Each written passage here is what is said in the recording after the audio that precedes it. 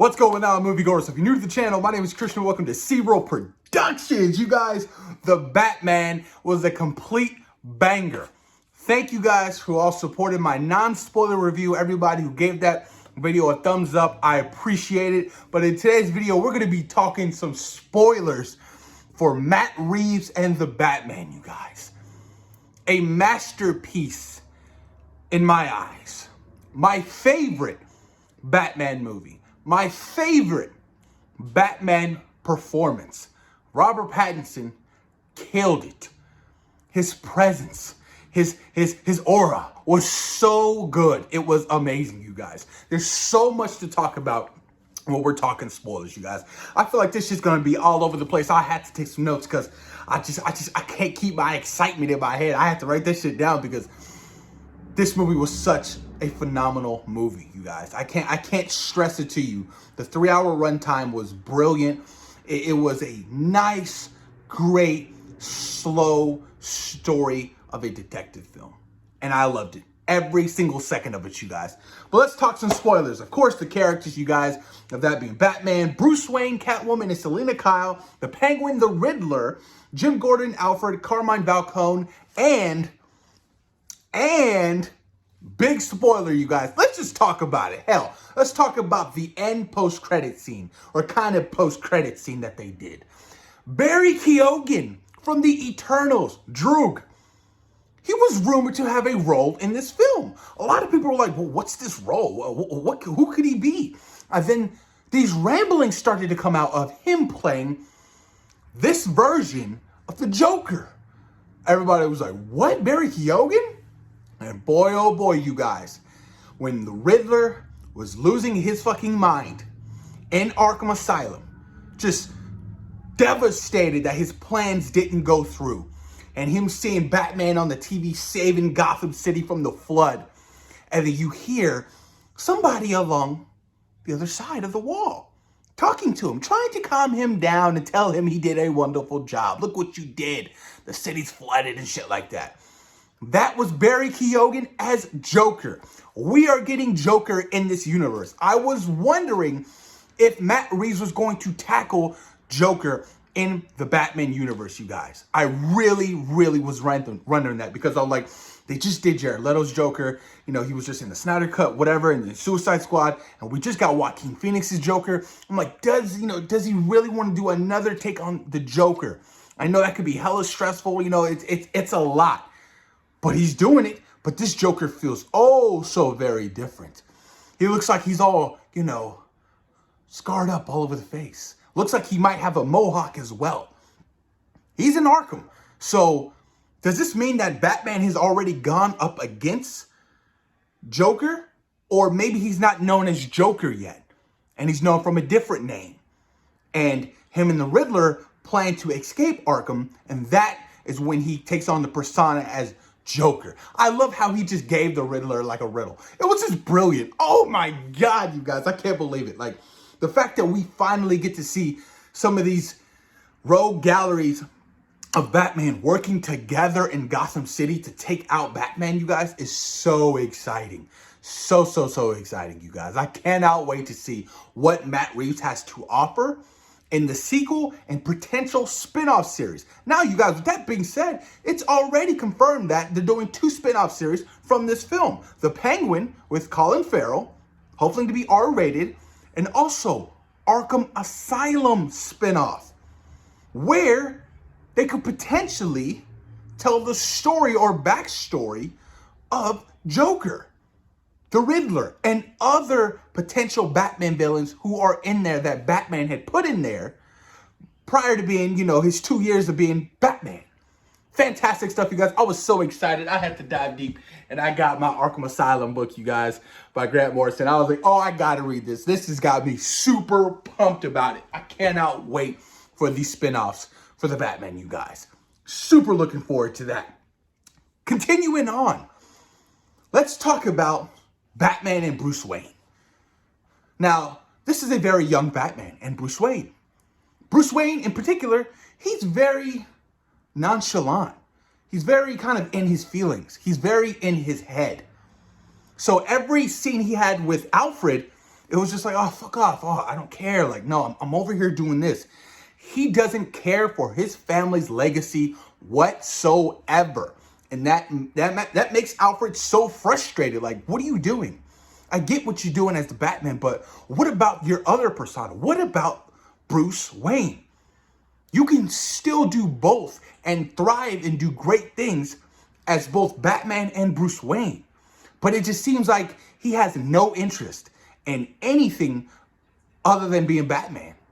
Like the Wayne Industries, the Wayne Enterprises, nothing.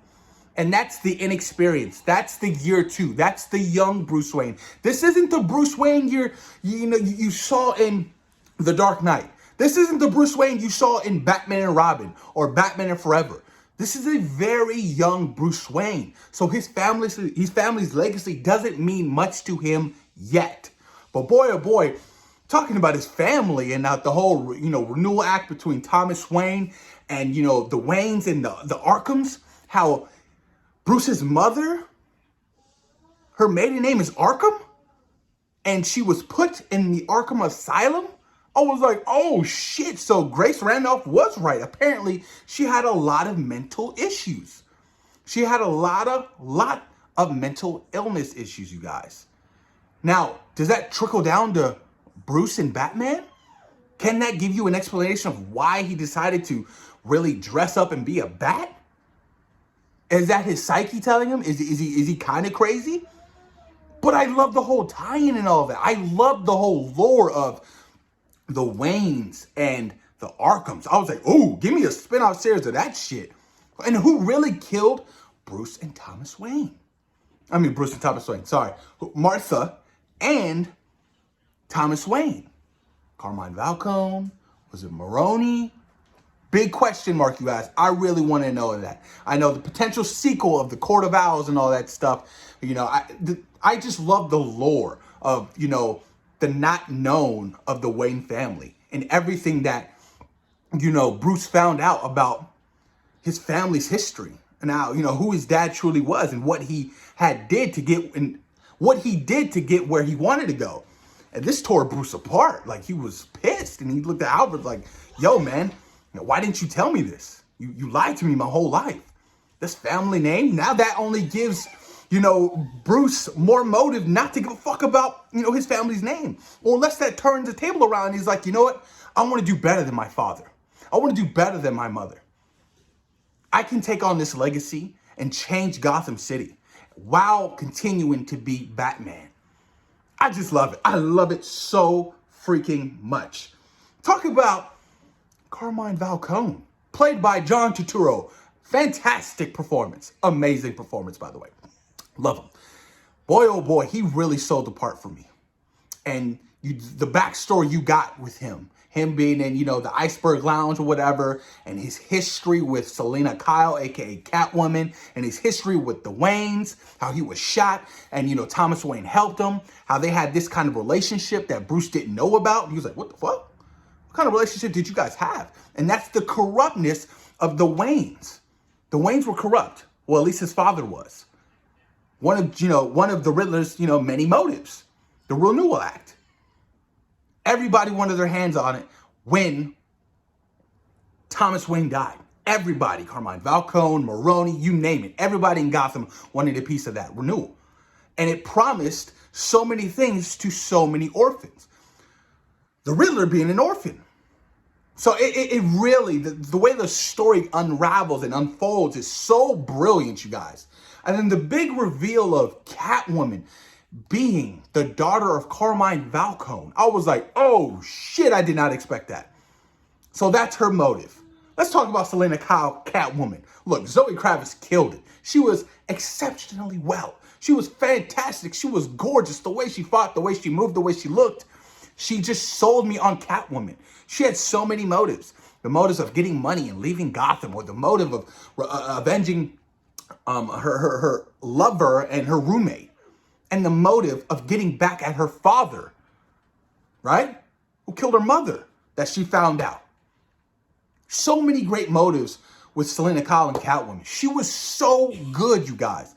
I cannot wait till she truly becomes the Catwoman that we know from the comics. She gets the full suit and all. And I loved her dynamic relationship with Bruce. With Bruce. I can't even talk. With Batman. I loved their relationship. It was believable. It was just like page right from the comic books thrown onto the big screen. There was that tension of, I'm interested in you, but I want to work with you.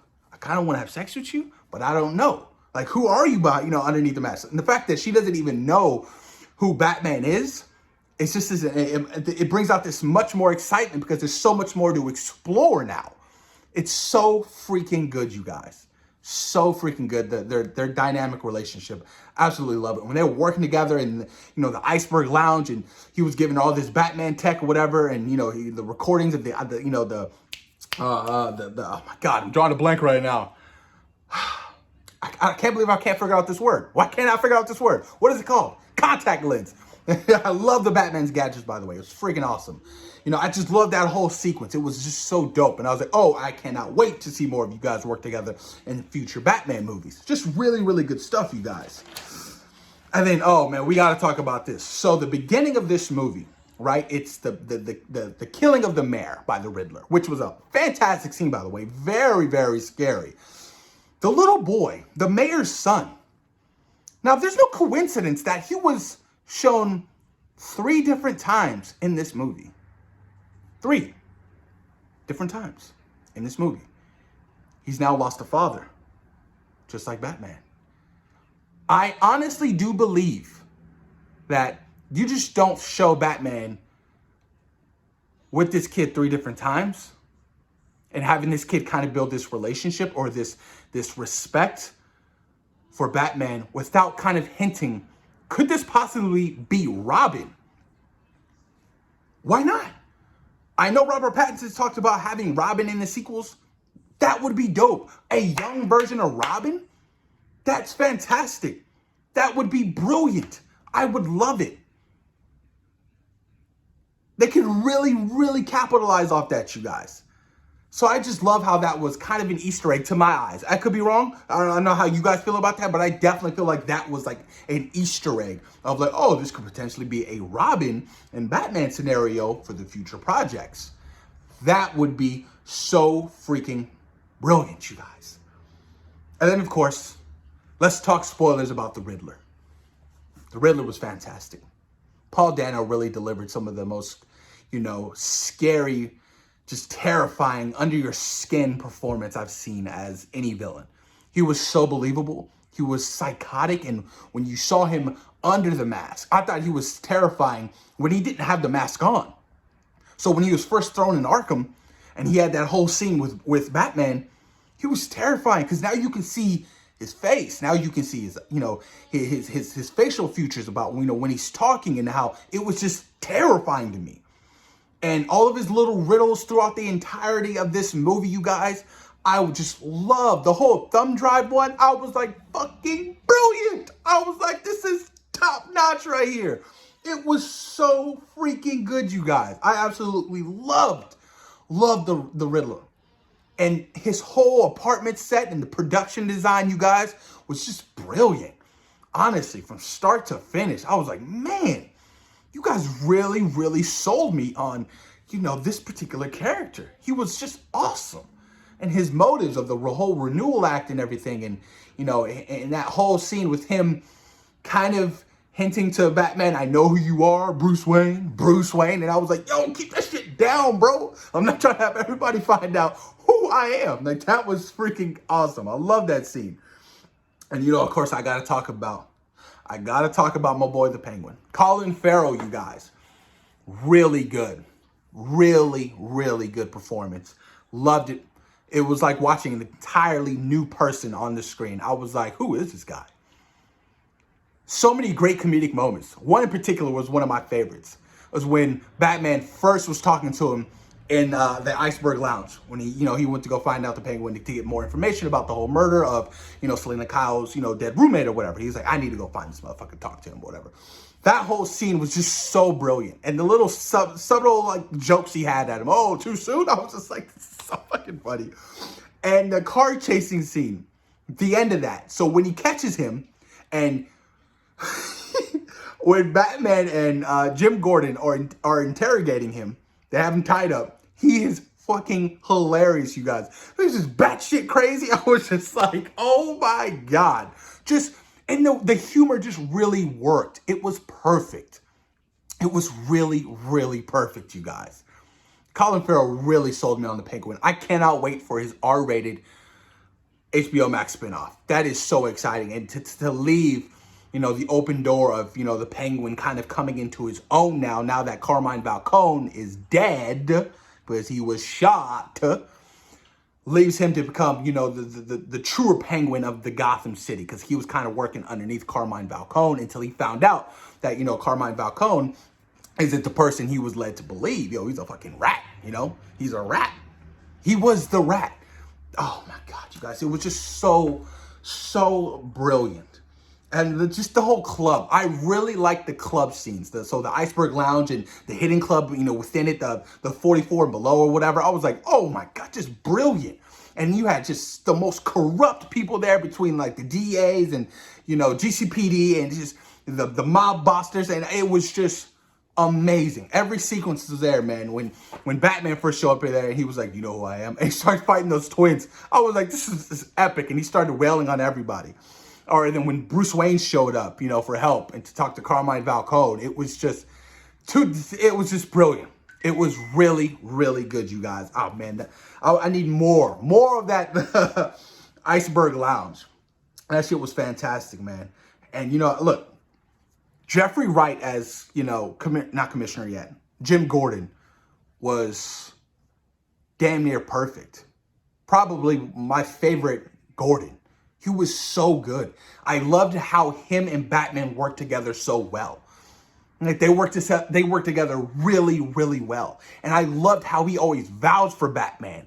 So whenever, there was a murder and, the GCPD was there and, Jim was there, he had Batman there. And how he had everybody else in that room was like looking at fucking Batman like, why is he here? Who gave this guy permission to be here? And Jim's like, oh, he's with me. We're working together on this case. He always had his back, and he was like, this is the only guy I trust. There was some part in the movie, he was like, this is the only dude I trust. It's Batman. I just really, really loved their relationship, and it was just really sold, Batman being, who he is. It was just so good, man. Oh, man. Robert Pattinson, you guys, I just tip my hat off. This guy was just absolutely phenomenal. Now, I've seen a lot of complaints about the Batman. I've seen a lot of complaints about his fighting technique, or why is he getting hit? Why is he getting beat up? Why is he this? He is still in year 2.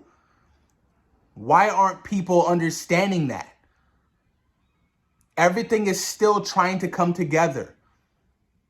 When Captain America first appeared in the first Avenger, and then when we got to Avengers and Winter Soldier, didn't you see some kind of upgrade? Right? Chill the fuck out, people. Relax. I guarantee you by the next Batman film, Batman is going to be much better, much more efficient, have a lot better gadgets and stuff of that nature. A lot of people were hating on his gadgets and shit like that. I was like, yo, what? Calm down. What's wrong with you people? Come on. I don't get it. Like, some of this fandom is so toxic, you guys. Like, it's just, it's excruciating. It just really is, man. But yeah, dude, I just really, really enjoyed this movie from start to finish, you guys. I mean, Matt Reeves, like I said before, he directed the hell out of this movie. The score, every time, Batman's presence, the way he walked and you see him coming out of the shadows and the sound his boots made when they hit the floor was so good.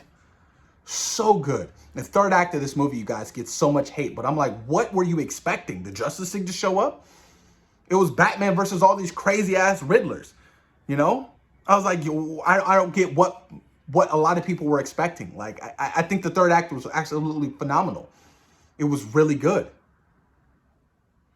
I don't get the hate. And one of my favorite scenes in that third act, 2 favorite scenes, is when Selena was about to get killed, and then he had that, that shot of adrenaline, or an early serum of the Bane venom, and he injects himself with it, and he's like, roar! And he just starts pounding this dude, because he had hit his head pretty hard. So he was still on the floor like, oh, shit.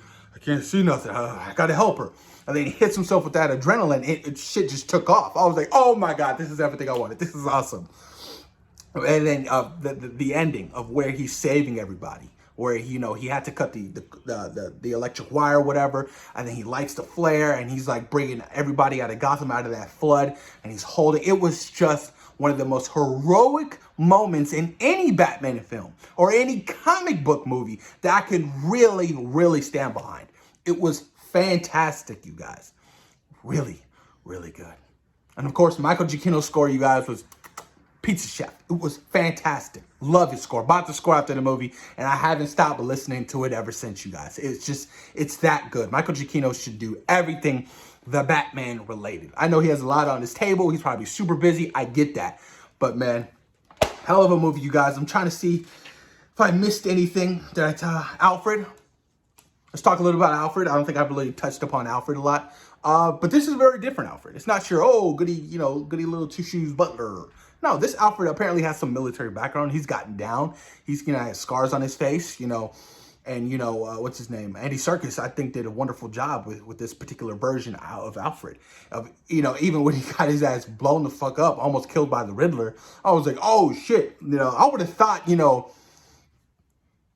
with everything going on, but that just honestly, that lets you know just how disconnected Alfred and Batman are, and Bruce and Alfred are. They're just very disconnected.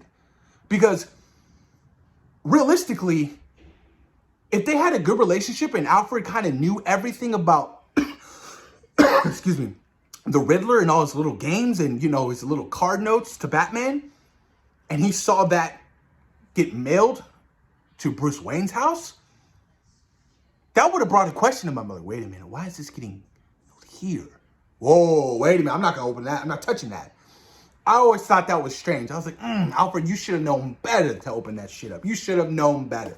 Well, other than that, you guys, Alfred did his job. And I really I hope to get more sequences and more scenes with Alfred and Bruce and Alfred and Batman. Because, their relationship is everything to me. I love, in Batman Begins and, the Nolan trilogy of how great Alfred and Batman work together. It was just brilliant. And like I said, this is still an early version of Batman. Year 2, you guys. There's so much growth to happen and to expand. So much more. So we can't really solely base off somebody being in year 2 of being Batman and Bruce Wayne. I guarantee you things are going to look different moving forward. I guarantee you guys that. Let me see if I missed anything, you guys. Touched upon every character pretty much, the little hush Easter eggs you guys saw. A lot of people saw Witness 2. Left by the Riddler. I thought that was fantastic. But yeah, man, this movie really did it for me, you guys. It was fantastic. Fantastic. But that's my spoiler review for the Batman. Thoughts and opinions, you guys. Did I miss anything? Let's talk about it down below. What did you guys think of Matt Reeves' Batman? Honest thoughts and opinions, you guys. Let me know what you guys think. Peace.